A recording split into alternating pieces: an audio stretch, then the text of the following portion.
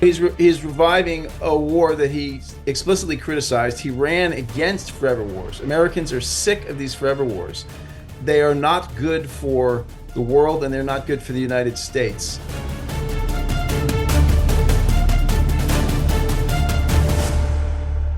Signalgate rolls on, but writing for us today at UnHerd, author, professor, and journalist Christian Parenti challenges the media coverage of the scandal. The Houthi strikes, discussed by Team Trump on the leaked chats, Parenti says, are a disastrous policy that could lead quickly to a broader war that could also spin out of control quickly and mark a significant departure from the agenda against endless wars that Donald Trump campaigned on. As The Intercept reports, Trump began a campaign against the Houthis, quote, earlier this month after the Yemeni militants threatened to attack Israeli ships, quote unquote Israeli ships, The Intercept says, again over Israel's blockade preventing aid entering the Gaza Strip. The rebels have had an expansive definition of what constitutes an Israeli ship targeting vessels of various nations. Trump's air campaign has already killed more than 50 people since March 15th, end quote. That March 15th strike on a Houthi official took out a civilian apartment building. The Intercept quoted Stephanie Saville of the Cost of War Project saying, quote, 53 people have died in this latest wave of U.S. airstrikes, 5 of them children. These are just the latest deaths in a long track record of U.S. killing in Yemen, and the research shows that U.S. airstrikes in many countries have a history of killing and traumatizing innocent civilians and wreaking havoc on people's lives and livelihoods.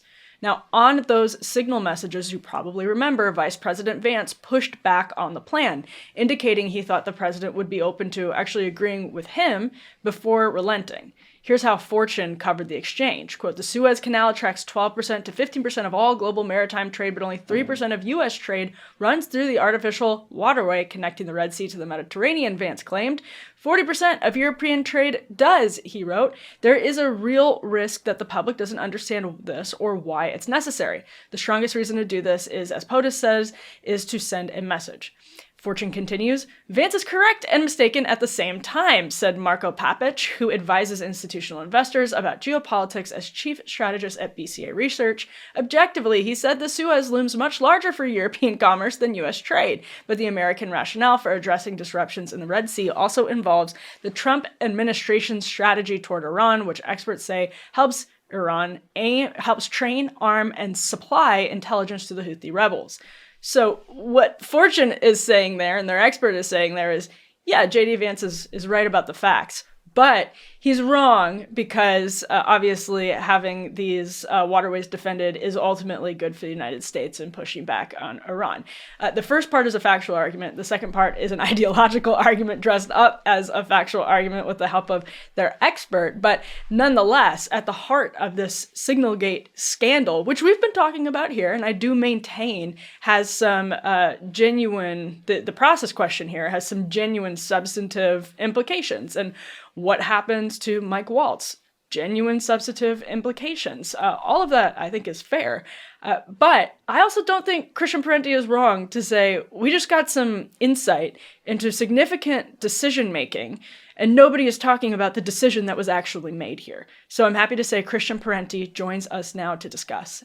Christian, thank you for being here. Thank you. Nice to be back. Have you ever been the victim of a data breach? I sure have, and actually recently, so let me tell you, it is infuriating. These big corporations play fast and loose with our personal information, and when they mess up, they just move on like nothing happened, and of course, we can't. Meanwhile, no one is putting in any effort to actually protect our privacy from American companies that profit off of our data. Just how easy is it to find your personal information floating around online? You would be shocked.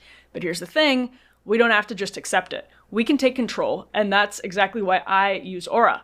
Today's sponsor, Aura does the heavy lifting to keep you safe online. I use it. I love it. They track down data brokers who are selling your personal information and submit opt-out requests on your behalf. If you give Aura a few weeks, and when you search your name, you will start seeing fewer results, which means less spam, fewer robocalls, and more privacy. Like I said, I tried it. I really like Aura, and I've tried other similar products. This one's my favorite. Aura also keeps an eye on the dark web for you, constantly monitoring to see if your personal information has been exposed. And that's really important. If it has been exposed, they send instant alerts right to your phone so you can act fast, which is critical. And parents, listen up. Aura's parental control features actually help you keep your family safe too. Their mobile app notifies you immediately of any critical threats to your identity. Oh, and did I mention they also have a built-in VPN with 100 plus virtual locations, so I know wherever I am, I can work and browse securely. Most importantly, Aura has your back in case the worst happens. If someone tries to use your stolen data to access your bank or credit accounts, you will know right away. And if things really go south, they offer up to $5 million in identity theft insurance. So here's the deal. Stop leaving yourself wide open to data breachers and brokers. Take control. Go to aura.com/undercurrents to start your 14-day free trial. That is enough time for Aura to find out if your personal data is already out there. And trust me, you'll want to know. So thank you, Aura, for sponsoring this video. You have a piece for us at UnHerd about, I think, probably the much bigger takeaway from Signalgate, serious as it is, that is the actual war being discussed, not exactly the medium on which that war was being discussed, but the strikes on the Houthi targets. And J.D. Vance, obviously, as everybody knows now, was sort of the lone voice of dissent. He buckled pretty quickly in that exchange, which is basically the life of the vice president, maybe any vice president except for Dick Cheney. But Christian, tell us, why the real focus of this expose from The Atlantic and Jeffrey Goldberg really should be on the strikes themselves. What's so significant? I mean, this sounds like the most obvious question ever, but there's been so much media fervor over the messages themselves. What's so significant about what the United States actually decided to do there? Well, I mean, for one thing, it's restarting a war that was failing. I mean, the U.S. was supporting the Saudi invasion of Yemen from 2015 on. That tapered off under Trump. Then with the war in Gaza, the Israeli bombardment of Gaza, the Houthis announced that they were going to start attacking Israeli shipping. They did that. The Biden administration began a campaign in late 23 through 24 to stop that, but they found it very hard to actually have any impact. And then in the lead up to the election, going into the fall, late summer, fall of 24, the Biden administration just sort of quietly abandoned that whole effort. Trump explicitly criticized it. There's a sizable quote of Trump being Trump about that, just lamenting how stupid this war is. Saying, when I came in, they were bombing and I stopped that. And now this idiot Biden is bombing and blah, blah. So he's reviving a war that he explicitly criticized. He ran against forever wars. Americans are sick of these forever wars. They are not good for the world and they're not good for the United States. There are people like Mike Benz, who's actually pretty good on, exposing sources related to the deep state. But he keeps making this point that I totally disagree with. It's absolutely wrong. It's actually economically illiterate, arguing that American empire is the source of American prosperity. That's not true. It's American productivity, investment in America, hard work in America that has made America prosperous, not cheap bananas, not keeping the rest of the world on the back foot and bombing endlessly and sanctioning. So that policy of American empire is something that Trump ran against. Now, love him or hate him, trust him or mistrust him, he did make this case to voters over and over that he was going to have a fundamentally different kind of foreign policy. And he's now doing the exact opposite of what he said he would do. And he's attacking Yemen. It's not at all clear that he'll be able to open the shipping lanes. I mean, there are many powerful interests. Obviously, the most important one being Israel. Israel wants these shipping lanes opened. They don't want the Houthis being able to lob missiles into Israel, which the Houthis have done in solidarity with the Palestinians. Most of those missiles and drones have been intercepted and shot down by the Israelis, but some have landed. And ultimately, Benjamin Netanyahu clearly wants a wider war with Israel, with Iran, and can't do that without U.S. participation. So this is also very troubling because it indicates that Trump is taking steps towards that wider war with Iran.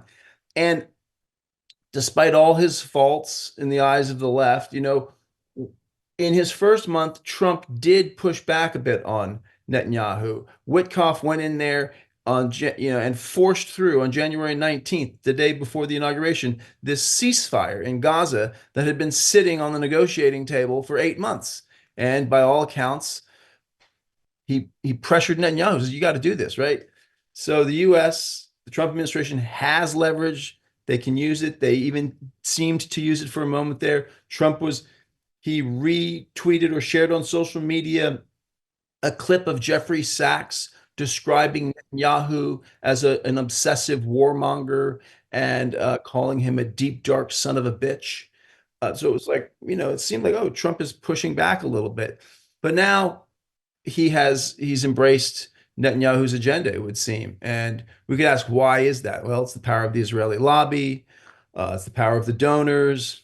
But I think it's also probably more than that. I think that Trump imagines that he's going to somehow restore American strength. And I imagine that he thinks that this show of force will then play out to his benefit in negotiations with China and Russia. He has said this. The mainstream press, the anti-Trump press and the left categorically try to avoid statements by Trump that are pro-peace. But he said he wants to have a kind of a new arrangement with Russia and China. He said he would like to see large cuts in the atomic arsenals and military spending. He hasn't proposed plans about that. He hasn't said it repeatedly, but he's made these statements. So, and a lot of his, supporters have hoped that would be in the cards, that America would, in a rational fashion, kind of begin to roll up its empire, shrink its sphere of influence and its expensive obligations, and refocus in investment on the country itself and try and reindustrialize and rebuild this country, which has been so badly damaged by 40 years of neoliberalism, which is to say free market fundamentalism, which leads to financialization and leads to deindustrialization, leads to an incredibly kind of arrogant mentality among elites, which is very much linked to empire. This idea that, well, we can just take pretty much our entire medical supply chain and ship it overseas, and there won't be any problem. And we can simultaneously insult and bully any country we want to in the world, and there'll be no problem. And now we're finding out, for example, China recently putting on an export embargo on crucial rare earths and other minerals that are necessary in chip production, like gallium, germanium, these kinds of obscure metals. And we're heavily dependent on these Chinese supplies. And this export embargo by the Chinese is going to negatively impact America's efforts to build up a chip industry, a computer chip industry. I mean, the whole story that Trump was telling about a kind of recentering and a reindustrialization, all of that is threatened by this war with Yemen, because it very clearly looks like an on-ramp to a larger war with Iran, and that could very easily spin out of control. So your point about Mike Benz is really interesting, because it reminds me of how some of the left, the real left, reacted to J.D. Vance's brief dissent from the administration and saying he didn't know that the president fully had, kind of wrapped his head around the implications of striking the Houthis in the way that they did. Which it's this question of, on the one hand, J.D. Vance is saying this isn't in America's interest for economic reasons. The people on the left are like, well, this isn't in America's interest because it was targeting civilian structures, is the argument that some people saw on the left. So it's interesting, because J.D. Vance and Mike Benz's criticism often of American empire is through purely the economic lens. I guess it's not quite fully evolved into the true anti-imperial perspective, which has interesting implications, actually. Yeah, I mean, but that's to be expected from someone like J.D. Vance. I mean, who knows what J.D. Vance actually thinks? But of course, it's not a surprise that a person in his position is arguing against American empire, a pretty unpopular and unorthodox thing to do if you're vice president of the United States in recent years. And he's doing it from a kind of pragmatic, foregrounding American self-interest. That makes sense. Mike Benz, just to be clear, does not have an economic critique of empire. Mike Benz defends explicitly American empire, and that is economically illiterate. America did not industrialize and become wealthy because cheap bananas were made even cheaper by CIA-backed coups. And his whole metaphor for the assault on the deep state, which seems to have sort of stalled now, is open heart surgery. We're going to save this. Now, and really, the correct metaphor is it's a cancerous tumor that needs to be excised from the democratic body of our nation. But that's, that's another story. Well, but the implications of that are, I think, genuinely important because I think it explains some of the flirtation with Greenland and the Panama Canal and where the Trump administration, or why the Trump administration wants to still have the United States be the defender and the protector of the shipping routes. And if you're, J.D. Vance, or even if you're Mike Waltz and Pete Hegseth, I suppose that's probably factoring into the way you're thinking about these things. And I'm curious what you make of that, like the circle of people around Trump, why they are barely pausing to question strikes on the Houthi targets. Well, I mean, leaving aside Greenland, which is an interesting question, but I mean, one thing I saw in that Signal chat was how kind of uncooked and unfinished this policy was. The fact that JD Vance is saying on there, like, I'm not sure that the president is aware of how much this could conflict with his other parts of his agenda. And then you have Stephen Miller saying, "Oh no, I heard that it's a green light." It's like, wait a minute, time out. Like this doesn't sound very formal. This sounds like rushed. Pete Hegseth, I don't know, maybe I'm made prejudiced by the reporting. Sounds a little like a little lit, a little buzzed. He's like all caps, like launch. It sounds like a drunk texting, and the whole thing just seemed kind of, it appeared like to be evidence of a policy that had not actually been well thought out, had not been argued and, red teamed and tested. Like, what are we really doing here? Like, what's the worst case scenario? How do we deal with that? And that's how, I mean, a lot of the massive wars of history start in exactly this fashion. When the Confederate States of the South, of the US South, when South Carolina seceded, led the way, they were totally convinced, the Southern elites knew absolutely that the North would not fight, that they could not fight. They were wrong, obviously. And their entire class system, the plantation class, the slave power, they were completely smashed and decimated as a class as a result. World War One, the French and the Germans both knew that the war was going to last like, 3-4 weeks maximum. Each side was convinced they were going to win. Obviously, that didn't happen. It lasted years and killed an entire generation of European men. So, this Trump has. I imagine that Trump thinks he can control this. His whole career has been about controlling perceptions, controlling media spin. That's a big part of real estate too. And I think that there's a real risk that he's stumbling into something that spins out of control. I mean, in terms of the Greenland stuff, it's like it seems that Trump, to the extent that there's a coherent vision, is looking to kind of pull back to a neo-Monroe doctrine sort of footing, and that they don't like that there's Chinese influence in the Panama Canal, and so they want to run the Chinese out of there. They were very explicit about that. They were trying to get rid of this company, this management company that the government of Panama had contracted with to manage the canal. There are problems with the canal that have nothing to do with who's managing it. It has to do with falling water levels because of drought in the region, stuff like that. In terms of Greenland, the ice is melting as the world warms. The Arctic Ocean is becoming more navigable, and so this becomes an area within the Western Hemisphere that the U.S. is concerned with having more control over. It's important to know the U.S. only has 2 icebreakers, and one of them is usually in the shop. The Danes have 5, the Russians have 57. So I think, I don't think the U.S. is going to invade Greenland. I'm pretty sure Trump knew that all along. But there's a question of sort of like, as Greenland becomes more and more accessible, there are all these resources there. Who's going to get these contracts? It's a country of only like officially like 56,000 people. I have a friend who's got Greenlandic relatives. He says no, it's 63,000. So 63,000 people. And it's a huge area, and a country of 63,000 people has a hard time in this world without a patron. And so the question is sort of like, who's the patron of this big place in this small population? Is it Denmark, or is it going to be? I mean, is China going to come in and run these mines and open up these areas, or is it going to be the U.S.? And there's actually some debate within Greenland about what's better for us, what's better for Greenland.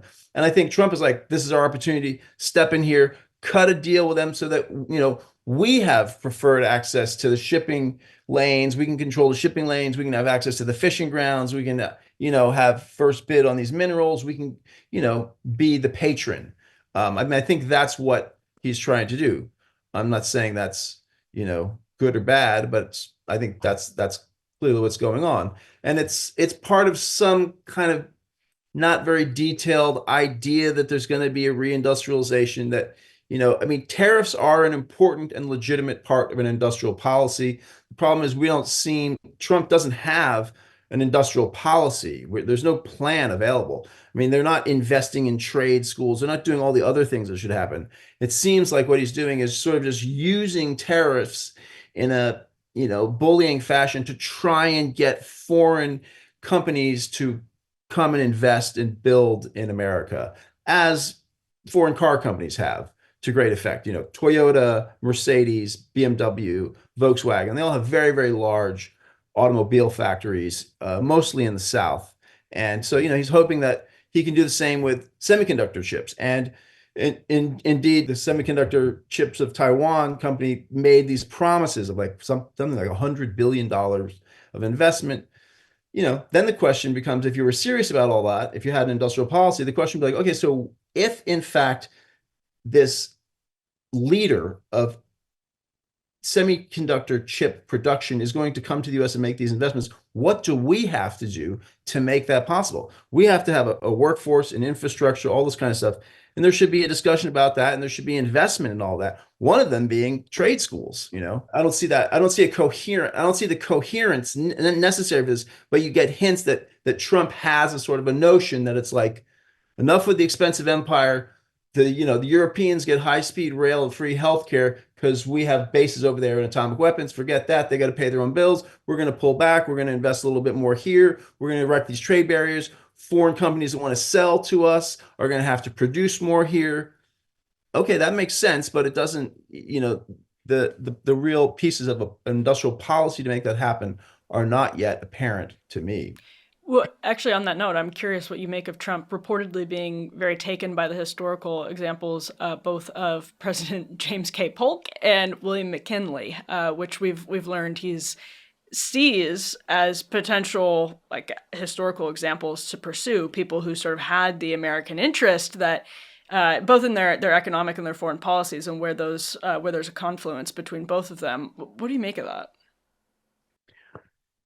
You know, there's two things one could say about that. You could say, well, look at this. This is just American imperialism. This guy's just an imperialist. He's an expansionist. That's why he's bullying Panama, bullying Greenland. Another take on it is that if you're trying to sell stepping down from global hegemony to the American people, it makes sense that there's this kind of like blustery cover story, and that's what my gut tells me. But maybe I'm too sympathetic to Trump's song and dance. That it's like, that the whole shtick by which he's saying we're going to roll up the empire isn't like, we can't afford it, we've overextended, we're beaten. It's like, forget it. These people don't even deserve to be bullied and governed by us. We're out of here. We're taking our bombs and we're going home, which is like, okay, fine.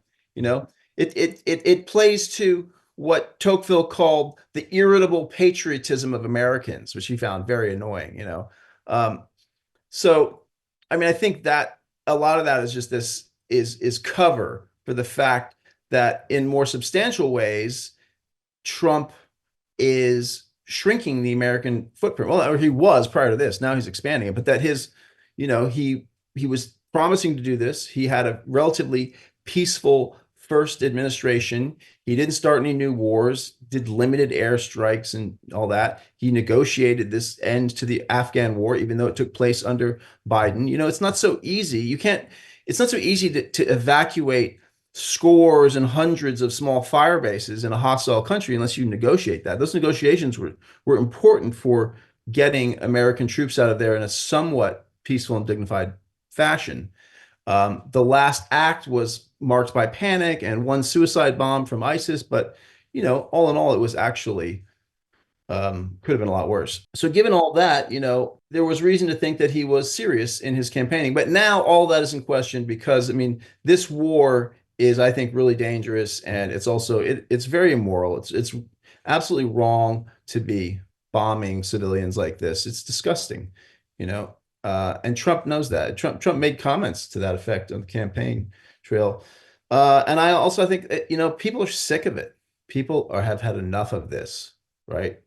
Iraq, Afghanistan. What do we get from that? It's like it's awful, and you don't have to be like.